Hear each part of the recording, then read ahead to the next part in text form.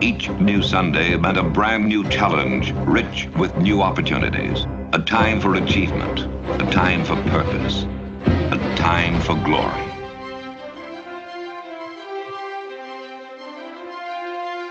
Once you play the game, you feel like you can do anything in life. And to me, that's what football teaches you. It's not how you start. It's not what the score is at halftime. It's not what the score is when there's 1 minute left. You can still do things to win the game. I bled with the injuries. I bled with the losses. Actually, that's what makes it such an important part of being a family. The respect of my peers, my teammates, my coaches is really why you play the game.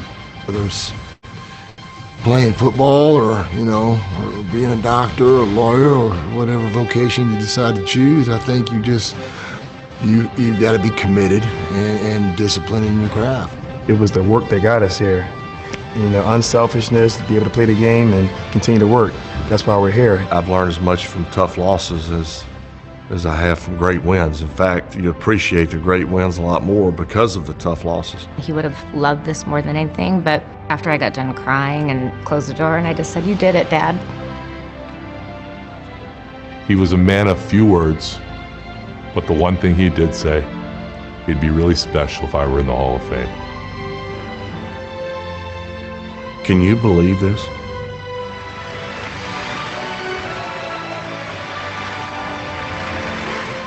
Every game was a Super Bowl to me. It's about character building. When nobody's watching, how good are you? I just felt like my journey definitely has something to give back. When you've gotten knocked down, to not ever waver from what you believe in and to not ever waver from the goal that you've set. Honor the heroes of the game. Preserve its history. Promote its values. Celebrate excellence everywhere. Be competitive, be intense, but let people see your humility. Courage and toughness and mental toughness. You just go out and play and let your playing do the talking. You don't have to say anything. And I realize as I look through the scriptures that there is more than playing in the NFL. That I was to present my body as a living sacrifice, and that was my way to worship God. And you talk about intensity and competitiveness. That's exciting.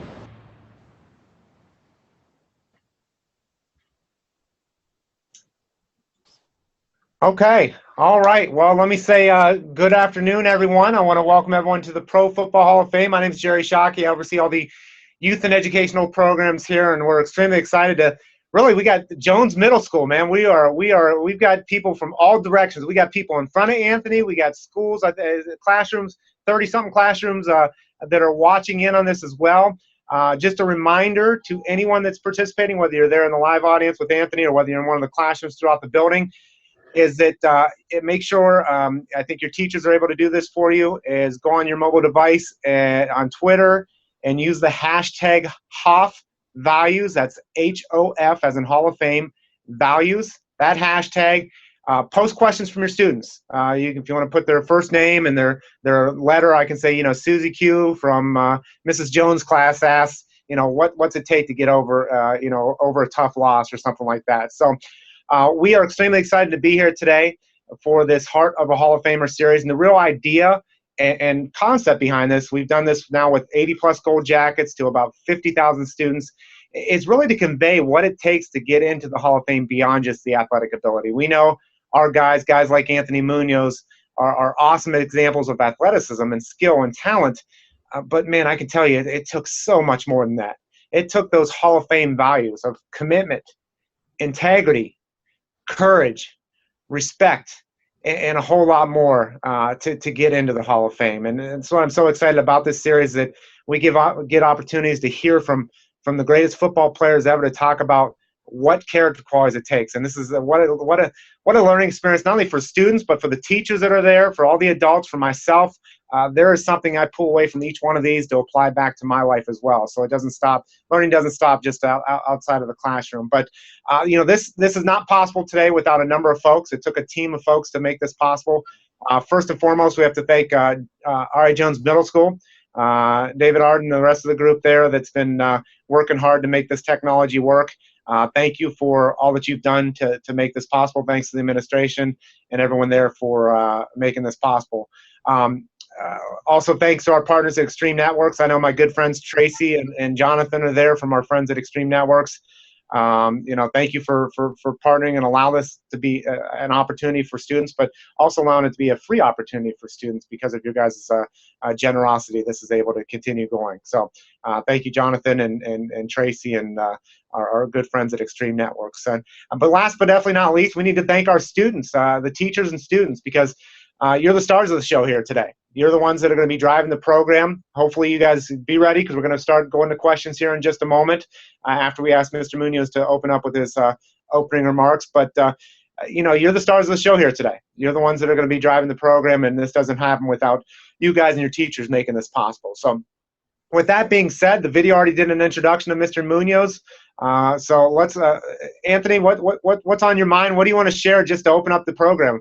Well, first of all, I'm thrilled to be here. I'm humbled to be here and to be able to share some things about really what's important in life and what's been important in my life. So, I could sit here all day and we could tell football stories, and I could talk about my day with the Cincinnati Bengals and even after I retired. But, to get an opportunity to talk about character is really what motivates me now, and is what my passion is now. Is I have the opportunity not only in this area, which continues to be home. After I retired, stayed in Cincinnati, so I do, continue to live here with my wife and our family and our grandkids. But I get a chance to go across the country and even internationally to talk about character. To me, that is really what's the essence of what we do. When I played football and even now is trying to be a person of character and really setting those high moral standards and really trying to be the best at what you do, but doing it right. A lot of times people talk about character and you hear about somebody's character. To me, the character really is what you see every day, a person living out, not just the perception of somebody. But it's more of what you see every day. So, being a person of character is really setting high standards for yourself and being excellent in everything you do and doing it the right way.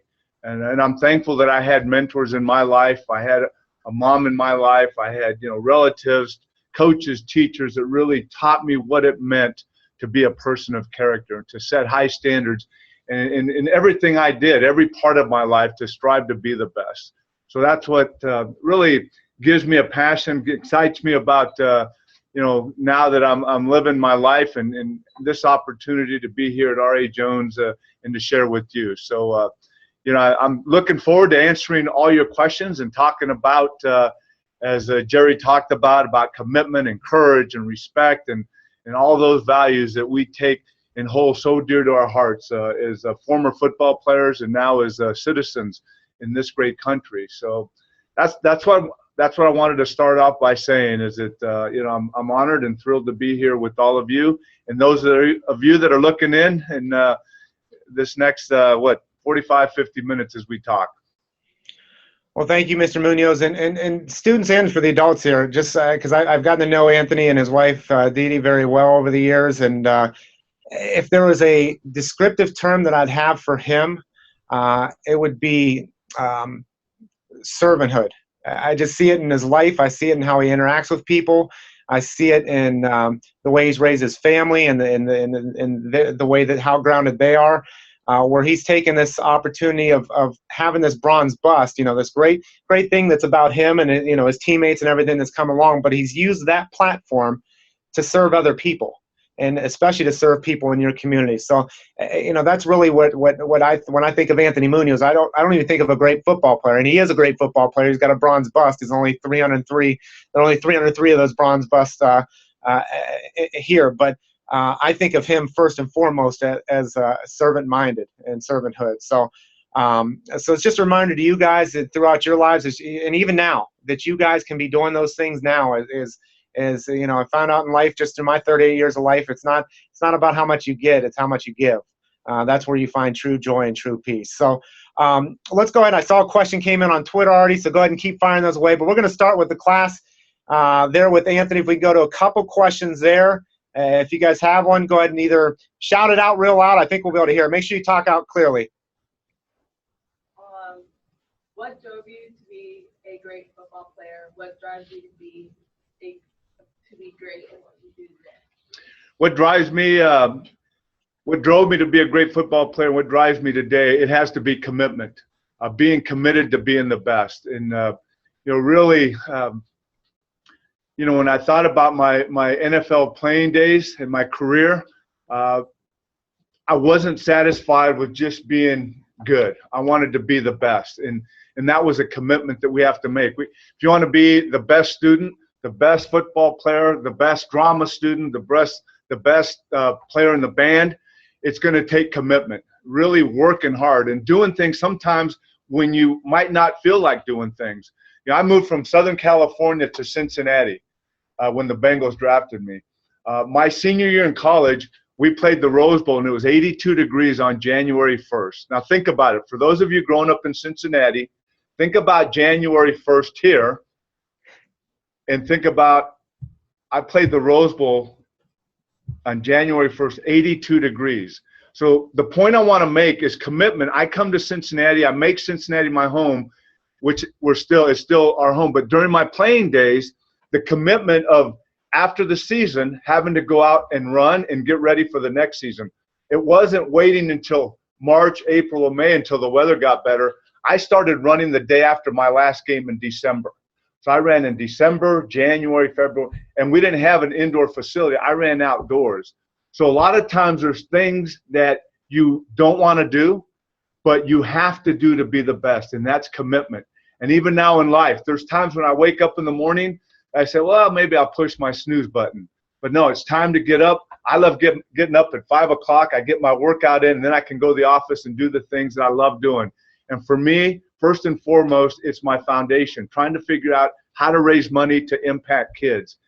So again, there's times where I might not want to go out and share with companies what we're doing with the foundation, but I'm committed to my foundation. I want that foundation to be the best, because when that foundation becomes the best, we're helping a lot of kids. So it's about commitment that drives me to be the best. Great first question to start the program. And Mr. Munoz, just so you know, I want to make sure, I think that camera's pretty loose there, so okay. Don't bump the table. All right, I talk with my hands, so I get pretty animated. I'm getting seasick over here. Okay. Go ahead with the next question. Who inspired you most in life and why? Who inspired me most in life and why? That's a great question. Out of all the great experiences I had, about a month and a half ago, I had probably the worst experience, and I lost my mother. My mom passed away. We were out in California, and she was probably one of my biggest inspirations because, first of all, my mom raised 5 kids by herself. She worked 2 and 3 jobs to provide for us. So when we talk about character and we talk about commitment, right at home, for 18 years before I went off to college, I learned what it meant to have a great work ethic. Because she, you know, working 2 and 3 jobs, she showed us what it meant to work extremely hard to provide for her kids. So I would say the first one would be my mom, right at home, learning how to do a variety of things. Not only what it meant to work hard, but because she was gone most of the time, we had to learn how to cook, how to clean house, how to wash clothes, how to iron. So we had to learn all of the things that really were necessities for us to survive while she was gone. So, you know, I'd have to say, first and foremost, my mom taught me a lot and really was a big influence early on in life. Great second question. And if you can share with them too, because I know it's part of your testimony to your life is, you know, in your younger days, you're talking about with your mom, you know, the labels and expectations that were set upon you and what actually transpired in your life. Can you talk a little bit about that? Well, you know, when you are raised by a single parent, being a young man, not having a whole lot, there's statistics, there's expectations that you should become one thing. But, like I said, when you're committed to being the best, you want to get away from those statistics and you want to do the very best. And with that being said, there was an expectation of myself and those around me. Athletics became a big part of my life. School was a big part because Mom made sure that we took care of school before we did anything else. And then, very successful in high school, in athletics and in school. In fact, I played football, basketball, and baseball in high school and was very, very successful. I decided to go to USC, University of Southern California, to go to school there and play football because I had all these plans, all these expectations, again, continuing my career at this great university. But it didn't necessarily happen the way I had planned it out because physically in sports, I got there, and in the 4 years I was at USC, I had 3 knee operations. So I only played 1 healthy season of football at USC, in which I thought would be my future. So I didn't really know if that was going to become my future as a football player there. So I made sure that I took care of my education, but things still kind of fell in place. And my senior year in college, I was healthy going into that last year and ready to go, but I got hurt again for the 3rd time in the very first game my senior year. So the things that I learned, the things that I talked about, work ethic, commitment, and things like that, really now I had to display in my life and see what I was made of. And after surgery, that first game in college, I rehabilitated. I came back, and after missing the entire season, I played 1 game, and that was the Rose Bowl. I talked about earlier. I played in that Rose Bowl my senior year, 82 degrees. I played the entire game, probably the best game I played in all 4 years, even though I was hurt most of the time. And I didn't know what was going to happen even after that, if I was going to get a chance to play in the NFL. And I just continued to work extremely hard. And, of course, the rest is history because draft day, when a lot of people said that I would not be drafted, that I wouldn't even play in the NFL. So that's another thing. There'll be a lot of naysayers in your life, people that are going to really question if you can do something. But you have to work hard enough. You have to be committed. And the Cincinnati Bengals gave me an opportunity. Not only did they draft me, but for those of you who watched the draft know that the higher you get drafted, the better it is. And the Bengals had the 3rd pick in the entire draft, and they drafted me with the 3rd pick. So the fact that I only played 1 game and that I thought all these plans that I had going to USC might not work out, I still continued to work extremely hard, and I got the chance to be drafted and played 13 years in the NFL with the Cincinnati Bengals. So, again, when people say that maybe you can't do something and you have a dream, you have a passion, and you have the drive and the commitment, just keep going for it and keep working as hard as you can. Thank you very much, Mr. Munoz. We're going to go to, and just so you guys know, the reason why I keep peeking down at my phone as you see me on is I'm not playing, Clash of Clans or something like that while Anthony's talking.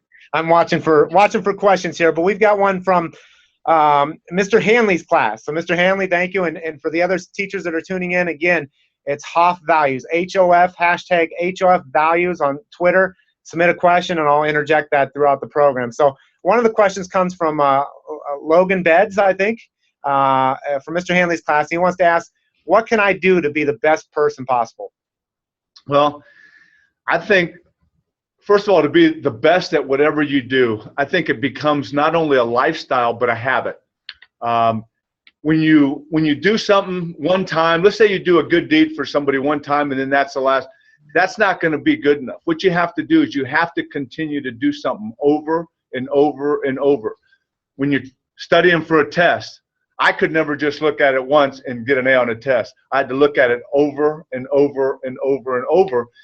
When I was a member of the Cincinnati Bengals, I had to practice over and over and over, and then hopefully Sunday afternoon it would pay off and I would play extremely well. So when you're looking at being the best, it has to become a lifestyle. It has to become a habit. It has to become something that you do over and over and over. So I think that's a key. To be the best at whatever you want to be the best at, to be the best person, you have to be, again, I think Jerry, Mr. Shockey, had a great word when he started, servant or selfless. You have to become selfless. You have to make others more important than yourself.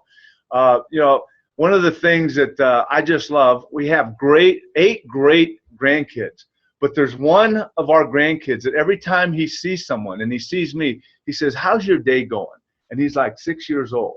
"How are you doing?"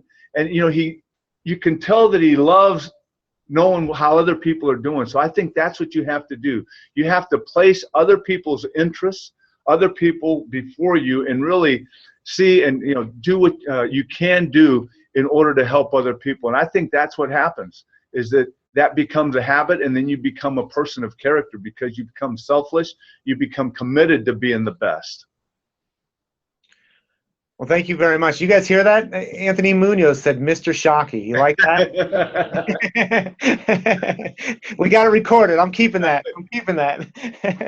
So let's go ahead. We'll go to one more, and then we'll come back to the classroom here. I think we have, looks like from Mr. Humphrey's class, and it looks like Helena, and I'll just take the second part of the question.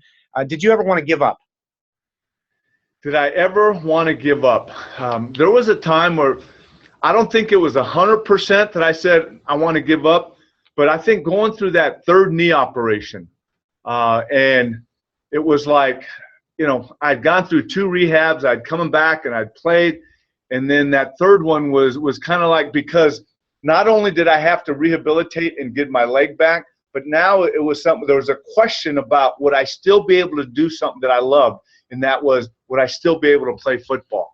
And so there was a period of time there where, like I said, it wasn't a total give up, because it was like, do I redirect and go in another direction and try to be great in another direction? So it was a little more of a redirection than it was totally giving up. But yeah, it was tough. My wife and I was married at the time, and I would come back and I would just be frustrated because I saw the progress in the leg getting better, but it was like, I thought time was running out and the season was, kind of flying by, and I didn't know if I would be able to play again. So, yeah, but it was tough. But it was one of those things where I had a task. I wanted to be persistent, and there was a task in front of me, and I was determined to finish that task and work through it. And then I had one of the things that you have to really look at, because you are young right now, is look at the resources you have around you, parents, teachers, and utilize those resources. Utilize the encouragement. And that was one thing that I had during that time where I was thinking, is all this worth it? I had people saying, you can do it. Even though I had some naysayers, there was people like my wife and relatives and coaches that were saying, keep working, keep going. So really pay attention to the resources and utilize and use the resources you have around you, because that will get you over the hump when you start thinking in your mind, is it worth it? Do I need to continue to work as hard as I am? And the answer is yes. Keep working, because you can get through it. And Mr. Munoz, you brought up a good point too, as you're talking about that, about the people, the people that are around you. A lot of times we think of peer pressure as a negative thing. There's people that are tempting you to smoke and drink and do things that are bad, but there's also positive peer pressure too. Can you talk about, that's one of the things that I find with our Go Jackets, they surrounded themselves with some awesome people. So can you talk a little bit about that and who some of those folks were in your life? I can.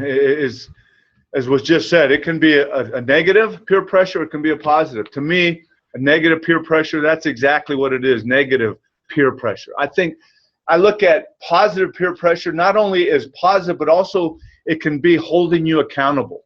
The pressure you get from your peers, like when I was a member of the Cincinnati Bengals, I saw it as peer pressure, but I saw that my guys like Boomer Esiason and Max Montoya, my teammates, were holding me accountable because they were working extremely hard to be the best. So therefore, I had to work extremely hard to be the best. So yeah, it can go either way, and it's your decision how and what direction you want to go. My decision was to take that peer pressure, to take that accountability, and be the best, because I used one name earlier, Boomer Esiason. I knew that this guy had the passion, the drive, the determination to be a winner. And as our quarterback on the offense, I wanted that pressure to rub off on me and to hold me accountable and to study just as hard and to prepare just as hard. So, yeah, you can use that either way. So it's your decision, it's your choice, and I would say to you, use it in a positive way. surround yourself with people that are going to hold you accountable and are going to have positive peer pressure on your life. Okay, let's go to a couple more questions from Jones Middle School, or from the students that are in front of Mr. Munoz, and then we'll go back to some Twitter questions. What is the most courageous thing you've ever seen someone do? What is the most courageous thing that I've ever seen somebody do? To me, it's being courageous is stepping out and not being afraid to fail. That to me is what takes courage.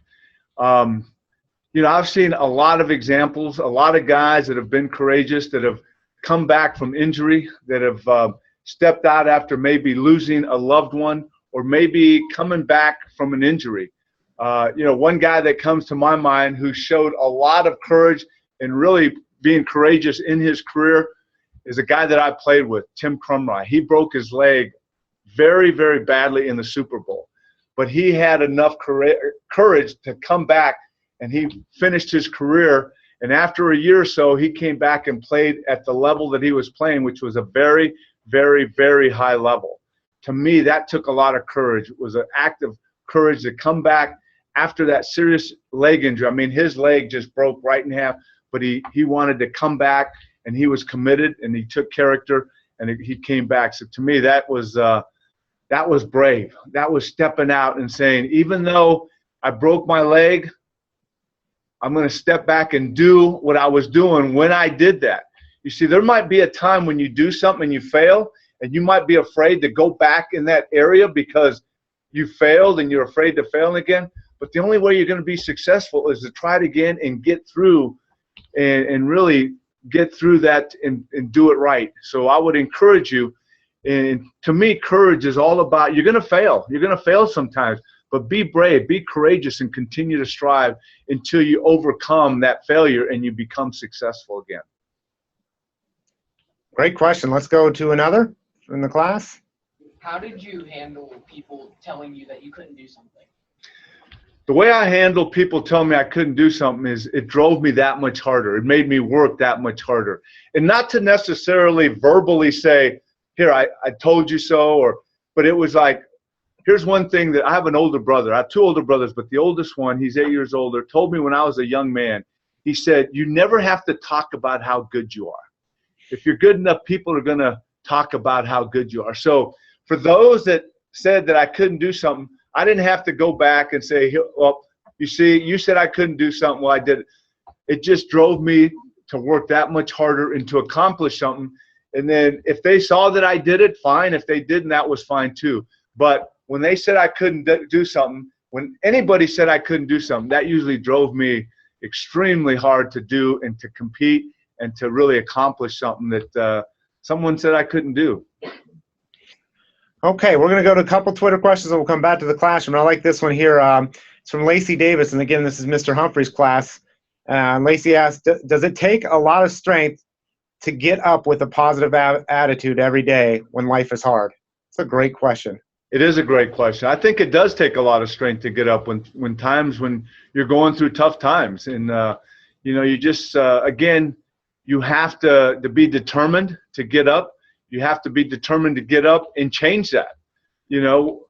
I tell a lot and I get a chance to speak a lot. I tell people it's not a matter of if you're going to go through some tough times, but when you go through those tough times, how are you going to handle them? So if you're going through a tough time, how are you going to handle not wanting to face it, not wanting to get up? You have to get up. You have to face it. As I spoke earlier, you have to be able to face it and work right through it. Do whatever you can to work through it. Seek advice, seek counsel that are going to help you get through that problem, because I can tell you the tough times I went through, it would have been very difficult to go through it myself. If I didn't have people that encouraged me, people that gave me great counsel, it would have been probably easier to say, the heck with it, I'm going to give up. But when you're having trouble getting up in the morning, get up and go get some counsel. Go to someone that you really respect that will give you some advice on how to get through that. Great, thank you very much. We're going to go to Rita Nicole, and it's Mr. Humphrey's class again. They're on a roll here. And Rita asks, if you didn't pursue football, where do you think you would be in life? That's a great question. I've thought about that a lot because after I retired, I was still young. I played 13 years. I was still young, so I had to go in and do some other things. But some of the things I experienced after I retired, I had a chance to coach high school football. I've had a chance to coach a lot. I've had a chance to, work and teach young men certain things. And I really believe if I hadn't played football, I've been out of college a lot of years, and I probably would still be either teaching or coaching on the high school level if I hadn't played in the NFL, because I enjoyed it that much. I coached high school for 3 years, and the thing with coaching is I believed I had a lot of knowledge to pass on, but to me it was more than just teaching them football knowledge. To me it was about what we're doing right here. Hopefully passing something on to young people that I was taught by mentors and by coaches and by teachers that helped me out in life. So that's the way I looked at it. If I hadn't played in the NFL, to be able to coach and teach young men and women in the classroom and on the football field, to give them football knowledge, but also give them life knowledge is something that I'd probably still be doing right now. Another great question. Thank you very much. Let's go back to the students that are there in front of you, Mr. Munoz. Would you have decided to play baseball or basketball or football? I'm sorry? Would you have decided to play baseball, basketball, or football if you didn't get hurt? Would I have decided to play basketball or baseball over football if I hadn't gotten hurt? You know what? I think sometimes your physical abilities kind of direct you in a way. Even though I loved baseball more than football growing up and even in high school, I kind of became self-aware and realized that football is where my future was going to be. And even though the injuries had a big part to do with that, because I still loved baseball. I had a chance to play 1 year of baseball in college and still loved it. But I saw that football was the direction I should have gone in. And so, even if I would have been healthy the whole time, I probably would have played more baseball in college, but I still believe that football would have been the direction I would have went into professionally. That's a great question. Great question. Next one there. How did it feel to play in the Super Bowl? How did it feel to play in the Super Bowl? It felt great. And there's several things why it felt great. I played my entire career here in Cincinnati. Great sports fan. So the 2 times that we went to the Super Bowl, we had a chance to play every playoff game here in Cincinnati. The first round of the playoff game and then both AFC championship games we got to play here in front of our fans. So to me, that was the great thing about eventually going to the playoffs and going into the Super Bowl, because, a lot of times there's teams that get into the playoffs and might go to the Super Bowl and fans don't get a chance to watch them in their home stadium. But I felt while we played, and still even now, we have great football fans, and the fact that we got to play in front of them was great. But playing in the Super Bowl, that's what you work for.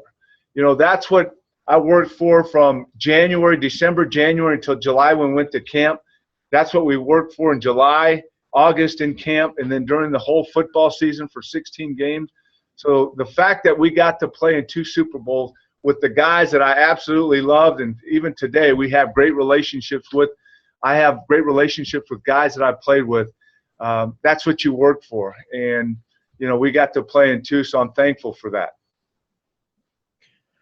All right, we're going to go back to a couple Twitter questions here, and I've got one from Mrs. Gillenwater here. So she asked from Miss Gillenwater's class, have you ever made any mistake that has made you a stronger person? Well, first of all, I've made plenty of mistakes. And, hopefully, and I tell people, and I know I'll get to that, but hopefully all the mistakes we make, we learn from. Therefore, when you learn from your mistakes, it makes you stronger, makes you a stronger person. Let's see, I'm trying to think, I'm trying to pick one of the many mistakes that have made me a stronger person. I think, first of all, having to do with, physical workouts. I mean, I think the fact in high school I played so many sports that, conditioning and weightlifting wasn't as big as it was when I got into college. I think that was a mistake, not starting early on in weight training. Sometimes you don't treat people the way you should. maybe some friends growing up, you don't treat them as well. Then you realize, what a mistake that was. You learn from that. You become a stronger person. You become a better person, realizing that you want to treat people the way you want to be treated. So, those are maybe a couple of mistakes I made growing up as a kid, and maybe in high school, that I had my group of friends and maybe excluded other people when you shouldn't, because we're all the same. I mean, we might look differently, might be different colors, different sizes, but we're basically the same. So we treat everybody with respect, and we'll get that respect in return. And we'll go to one more, then we'll go back to the students with in front of you. And this is Lenora Broom asks, how important is your faith? How important is my faith? My faith is the most important thing in my life. For the last 38 years, I realized as a sophomore at USC that faith had to be the number one thing in my life. So it's been the most important thing in my personal life, in my marriage. We just celebrated 38 years a couple of weeks ago, my wife, Didi, and I. It's the most important thing as a husband, as a father, now as a grandfather, and as a community member. So that, when you talk about what motivates me, what drives me, it's my faith. So it's the most important thing in my life. All right, let's go back to a couple questions with students in front of you. Speak up, please. What advice would you give to a middle school athlete who's dreaming to play professional sports? What advice would I give to a middle school athlete who wants to play professional sports? Probably the same advice I was given as a young man, and that's take care of your school. Make sure you work just as hard in the classroom as you are conditioning, preparing for your sports. That's the advice I was given. Is just work as hard as you can, because I think there's a carryover. If I hadn't, learned how to read and how to study, and then all of a sudden I get to the professional level, and the first week as a member of the Cincinnati Bengals, they gave me a playbook and said every night they would give us and say, you got to learn this, and you had to learn it quickly. If I hadn't really made it a habit on how to study, how to read, and how to retain, because I saw a lot of guys that had the physical ability but didn't have the mental ability to really capture and maintain and keep everything. So that's what I would tell you. Whatever pro sport you want to pursue, make sure you really become a person that studies well, that really works as hard as you can now, because it's going to help you. A lot of people think, look at a pro football player and say, okay, you go out Sunday and you play and that's it. The rest of the week you just kind of get ready in the weight room. But no, we spent more time in the classroom when I was playing in the NFL than we did out on the practice field. And that was studying, game planning, studying your opponent, learning how to retain and how to keep all that knowledge, because once you get on the football field, that's when you have to use that. So that's the advice I would give you. And I think to go along with what Mr. Munoz said there, there's a statistic, and I think it's still true. It's the NFL Players Association used to push this out there, is that players that have completed their 4-year college education, players in the National Football League, they earn 20 to 30% more money, and their careers last 50% longer than players that have not completed their 4-year college education. So the statistics are there that whether you're going to be in the NFL or whether you want to be, some other profession, the more education you have, the more money you'll make, and the longer that you'll be at that career as well. So, so I just think that those statistics speak volumes about what exactly Anthony's saying, because it's not necessarily just about the education; it's about the work ethic and the commitment that you make to studying to that. So, let's go back to one more from the classroom, and then we'll go back to a Twitter question. Do you ever miss playing football again? Do I ever miss playing football again? There's just certain parts I miss about football, okay? So the first thing is we spend so much time together with the guys. That's the first thing you miss. I mean, we go to camp, we travel with each other. We're there all day with each other. So you miss that part of it. I don't miss camp. It's a little different now, but when we were in camp, it was 4 weeks. You were, really getting after it pretty hard. And then probably miss the money. There's a little more money now, but I don't really know. I've been out of the league a lot of years now, been out 23 years. I don't really miss playing. And the one thing I probably miss is the competition, because once you leave the NFL, it's hard to find something that with that type of competition. You can compete in other things, in the business world, on the golf course, but the type of competition that we go through on the football field against other guys, other defenses, other teams, you really can't replace that. But, I've been out so long, I just enjoy talking about it. I enjoy watching it. And, there's times now where I watch highlights and I see myself and I'm like, that can't be me. I didn't do that. It's because I've been out of it so long. But I can honestly say that I miss it very, very little. And Anthony, if you don't mind sharing with them, and I think you shared it before, what was your first contract back in the late 70s there?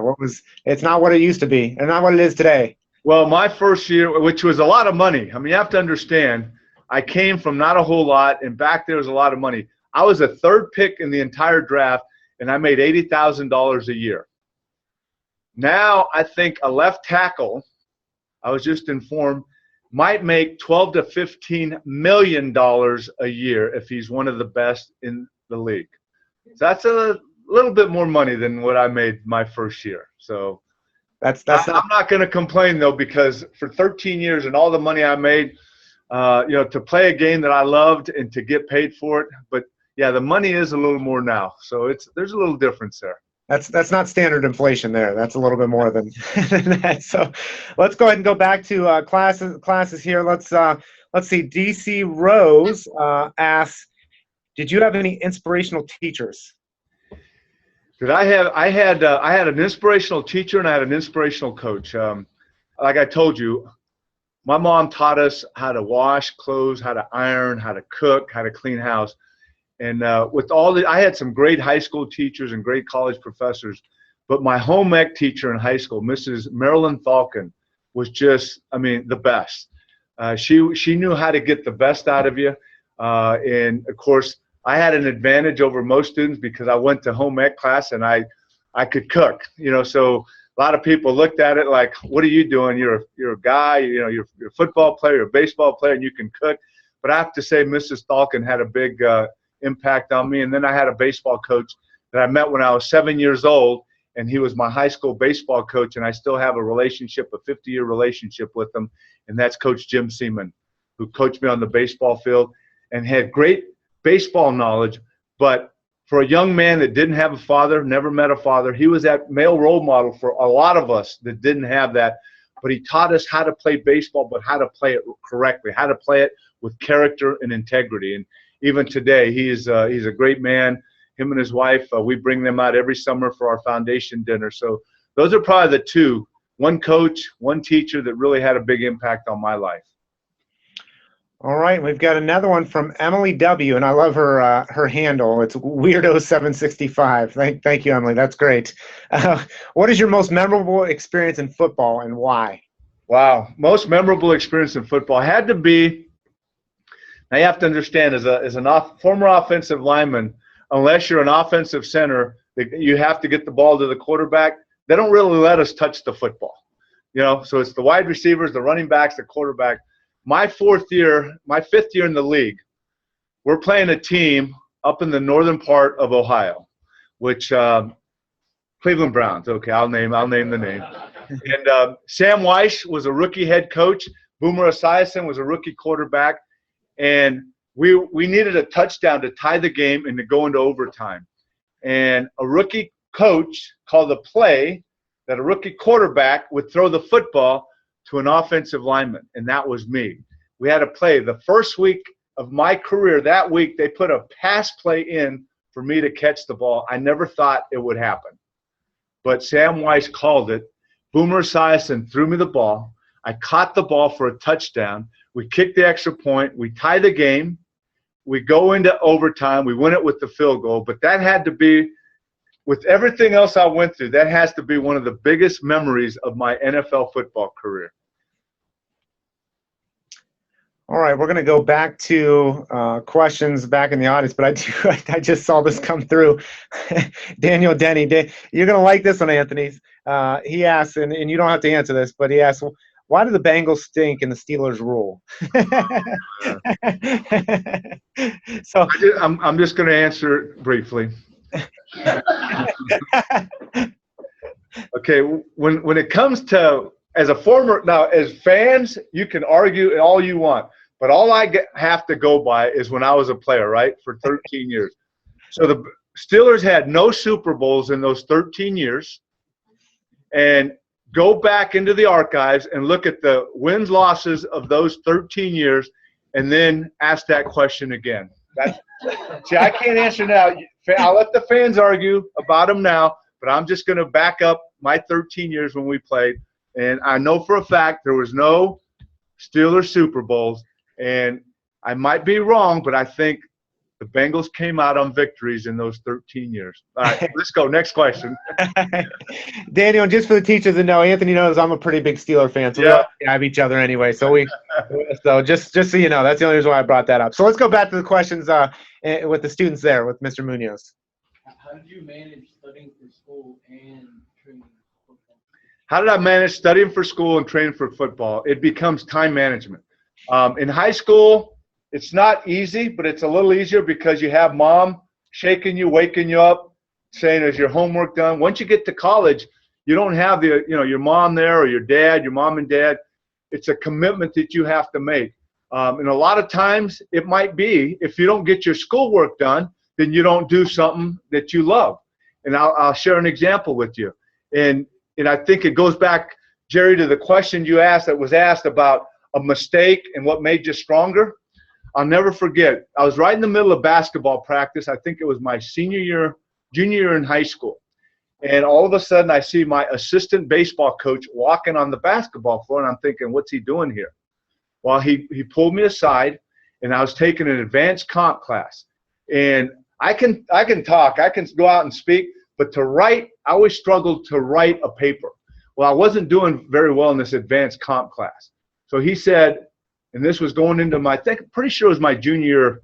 He said, if you don't get that grade up in your advanced comp class, you're not going to be able to play baseball. And that's all it took was one time that I knew that I made a mistake and I was not doing well in that class. And that was the only time I jeopardized not being eligible to play in high school out of all those. So you have to commit yourself. You have to have time management, and you have to prioritize your studies and make sure. And that was one thing as a kid that my mom told us, like during the school year, if you want to go out and play baseball, football, basketball, you had to have your homework done first. In the summertime, if you want to go play baseball all day long, you do your chores first, and then you can go out. So that was about making sure you did what was important, and you got to do what you enjoyed doing. Does that answer your question? All right. Next question out there. How did you overcome all your injuries, and what were some of the injuries you had? How did I overcome all my injuries, and what were some of them? Okay, well, let's start with college, okay? So I had three knee operations in college. Again, the way you overcome something is, I spoke earlier about utilizing and using the resources. Okay, so the doctor fixes it, right? So it's fixed. Now I have to utilize the strength coach and the trainers. I knew the rehabilitation was very important. So whenever the trainer said I had to be in there rehabilitate, I was in there doing all the exercises and even more. Once I was to a point where I could get back into my strength training, I knew when I got it strong, it was going to be better. So that's how I overcome. You just have to be committed. You have to just listen to those that are experts. I knew I wasn't an expert in weight training or in rehab. So I had to listen to those who were, they went to school for that. Trainers went to school to be certified to be trainers. They knew what it took to rehab student athletes. And then weight coaches know what it takes to get your strength back where it should be. So that's how I overcome every single one of them. So when I got to the Cincinnati Bengals, the same thing. I might not have missed games during the season with injuries, but I did have to have surgeries after the season on my shoulder, had a elbow. And that's, again, you overcome by being dedicated and knowing that it's very important to do what you have to do to get you back. And it's in every part of your life, doing what you have to do to be the best. And so that's how I overcame injuries and got back on the playing field. And we've got a question submitted here from, I think it's Salem Herrera. And I think it's a great question because it's something very pertinent to today. Were you ever bullied as a kid? Well, I was always about a foot taller than most kids, so I don't believe I was ever physically bullied by kids, but because I was so much bigger, as I look back, and at times it would affect me, but I really didn't let it affect me totally. Kids would say stuff about my size, the size of my feet or my toes or the size.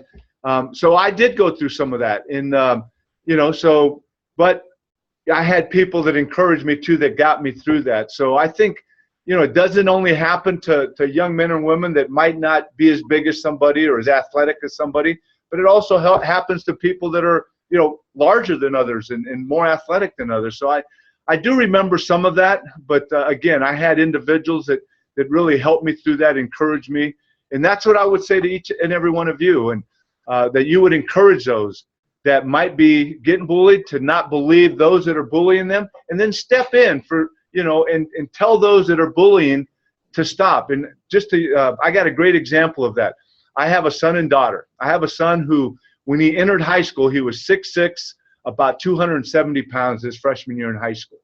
And we as parents would have never known, but some parents sought us out, and they shared with us. They said, we just want to let you know as parents how much we appreciate your son, Michael. And we're like, okay, so what did Michael do? They said their son was getting bullied in the hallway of high school. At their high school, their son was being bullied by 2 or 3 young men. And Michael stepped in and told those guys to stop, that they should stop bullying this other young man. And it ended right there. And he went home and told his parents that our son had helped him getting, for these other students to stop bullying. So that's what I'd recommend to you, to stop. If you see somebody bullying somebody else, stand up, be courageous, be brave, and be committed, and tell them to stop, that there's no need to be bullying other students. All right, thank you very much. We're going to go to one more here, and this is from Terry Lynn Webb. And Terry asks if you can talk about your foundation and how it helps kids. Yes, it's the Anthony Munoz Foundation, and basically we engage the tri-state area, this whole area, to impact youth mentally, physically, and spiritually. So when I started the foundation 15 years ago, just like a lot of what I've talked about, coaches and teachers and parents and friends that help me out, we want to be that vehicle to help other students out in this area. We have mentoring program. We mentor elementary kids once a week. During the school year, we try to do other activities. We have character camps. We have overnight character camps for young men where we teach them a little football, but we teach them about character. We teach them about teamwork. We have a youth leadership seminar that hopefully when you get into high school, your high school will be a part of it. It's a one-day event at Xavier University. We usually have about 100 high schools there. It's a full-day event where we try to give you character, we call them nuggets, or things that you can take back to your school and to your community. Then we have breakout sessions. We have speakers that talk about leadership. And at the end of the day, we challenge you. We give you a charge to go out in your community and put together community service projects. Then we have we give out 23 scholarships. We just gave out about 3 weeks ago. We gave out 18 one-time scholarships, $2,000 to $5,000 one-time scholarships. And then in the summer in June, we're going to give out 8 $20,000 scholarships. So when you get into high school, I would advise you, I would recommend that you start looking on our website, because we're going to, and hopefully by the time you're seniors in high school, we'll take that from 8 and we'll have built up enough money that we can give out $20,000 scholarships. That's my dream. So those are the things that we do with our foundation. So I would recommend, like I said, when you get into high school, that hopefully you can come up at Xavier if it's still there, or we have another venue, but hopefully it's still at Xavier. You can come up and say, when I was in junior high, you came to our middle school and talked to us. Now I'm at your leadership seminar. Or maybe when I'm interviewing one of you to possibly win one of our scholarships, you can say, you talked to me and my classmates at our middle school. So those are the things we do with the Anthony Munoz Foundation, and we love doing it, and hopefully we continue to grow and impact more and more young men and women in this community. And I think what's amazing is, number one, Anthony and his group have raised, it's been $10 million plus for that. But also recently, and I know Anthony's not big on self-promoting himself here, but he was just a recipient of not too long ago, because some of our staff was there. It was a Congressional Hispanic Caucus Institute, on which President Obama was a featured speaker there at that gala. He was honored as the Medallion of Excellence award. Can you talk about that, Anthony, and just, a little bit about that? Because those awards don't come by, it's like a Hall of Fame career. It took a lot of hard work, and it's all this work that Anthony's been doing with the Hispanic community and with his foundation and everything else, that he's being recognized. Not that he wants those recognitions, but it helps give him a platform to further things out. Can you talk about that real quick, Anthony? Yeah, this is probably some of the most awkward talks I give is talking about awards. And first of all, I totally understand when you win an award, you have those around you that you have to thank. And the work that we've been doing here in Cincinnati and nationally and even in Mexico, the Congressional Hispanic Caucus Institute, I've been involved with them over several years, and what they do is they provide scholarship for Hispanic kids nationally. And we do. I've been involved in a multicultural. Here in Cincinnati, we have a couple of our programs are for Hispanic kids. We've been involved with a national Hispanic initiative, and I do that. My grandparents and great grandparents are from Mexico, and even though I was born here, my mom and our relatives taught us about our culture that my relatives come from. So anytime I'm recognized like I was from the caucus, it means a lot, but also understand that it's the work that we're doing as a team. And that's, we've been in over 23 NFL cities working with Hispanic youth. Like I said, this Friday, my son and I and 3 of our staff, we jump on a plane and we're going to Mexico to work with hopefully about 400 youth. And then we'll have a coaches clinic. We'll do another one in Mexico City in November, and then one more before the year's out, Monterrey, Mexico. So, it's those type of things that I love giving back to, not only, in the community, but I really try to give back to my culture, and that's the Hispanic culture. So, and again, we do that. I do that not to be recognized, but that was, I'm humbled by that award in Washington, D.C. And like Jerry mentioned, the president of the Hall of Fame was there, and another staff, George Veras, was there. So that meant a lot that representatives from the Hall of Fame, my wife and I were there. So anytime that happens, it really kind of puts a stamp on what we're doing. And that's really all I want is that there's a stamp put on that what we're doing here is having an impact. So we'll continue to do that. And and President Obama was there too as a speaker. So just to let you know how big of an event that was. But Anthony took it just like an offensive lineman would. They do all the work, but want none of the credit. So that's just the mentality that he's had throughout life, and it's carried on obviously till now. So I think we got time for one more question in front of you, and then we'll ask closing remarks. Mr. Munoz, you've played in a lot of big games. You've talked a lot today about goal setting and perseverance. You've got 740 kids who've been working all year for the big thing that starts tomorrow. Any advice for them as they get ready to kick off K-Prep? Just enjoy it. That's whatever you do. It's all about hard work. It's all about, I've talked about it, commitment and, being courageous and, striving for excellence. But if you don't enjoy it, you have to enjoy it. And that's one thing that, I've been able to do during my playing days, even going through the tough times, and now as a retired NFL football player, and I love working even now. I try to work as hard as I can. You have to enjoy it. You have to just take it in.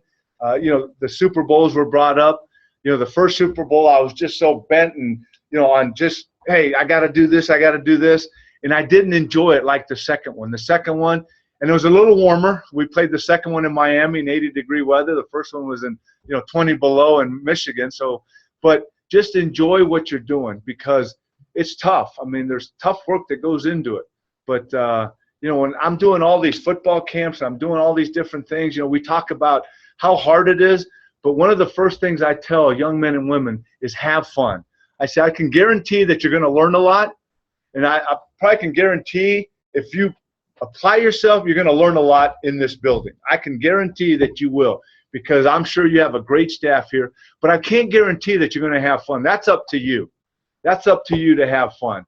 And I tell the kids that at all our camps and all our events.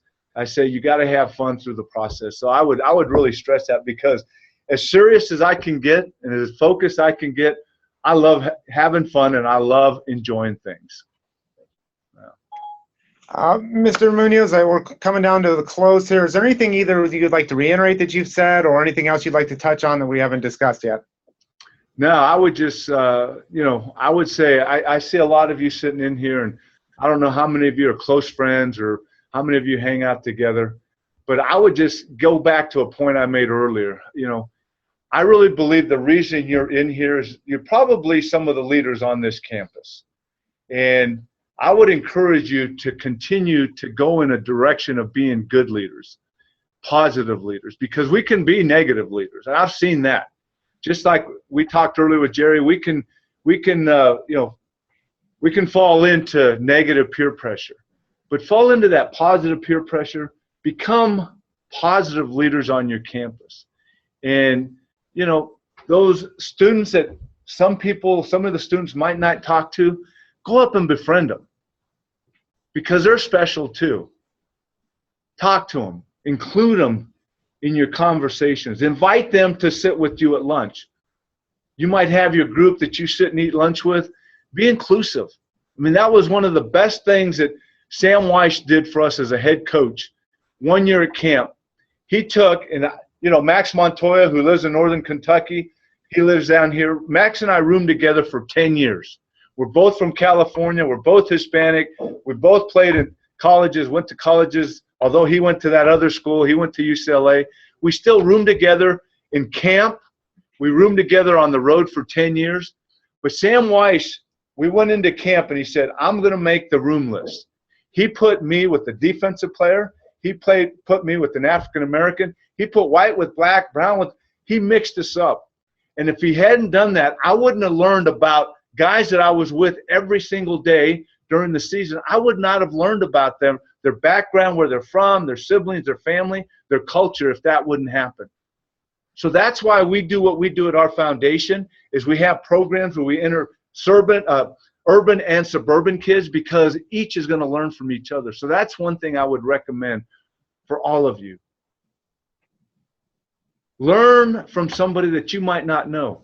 Go become a friend with someone that might not be your friend. And you might find out that you have a lot more in common that you think you might have. And that's my parting words. That's what I would leave you with today. Ladies and gentlemen, can you join me in giving a round of applause to Pro Football Hall of Famer Anthony Muñoz? Thank you.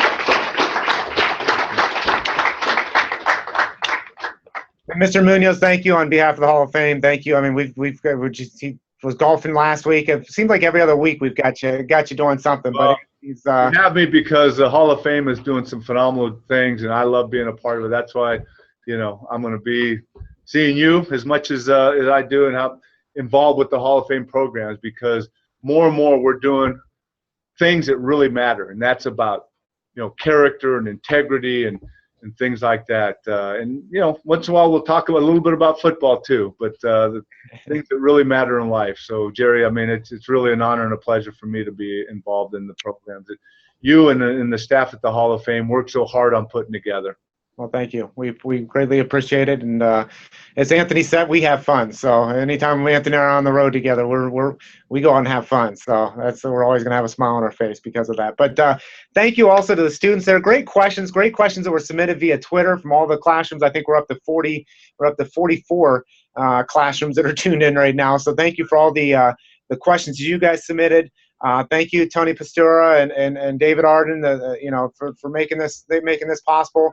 Our friends at Extreme Networks there, Jonathan Kidwell, Tracy Hill, thank you for making this possible. And I think Anthony's got about 10 or 15 more minutes before he has to go. So I'm gonna sign off and say take care. Thanks, Jerry. Thanks, guys.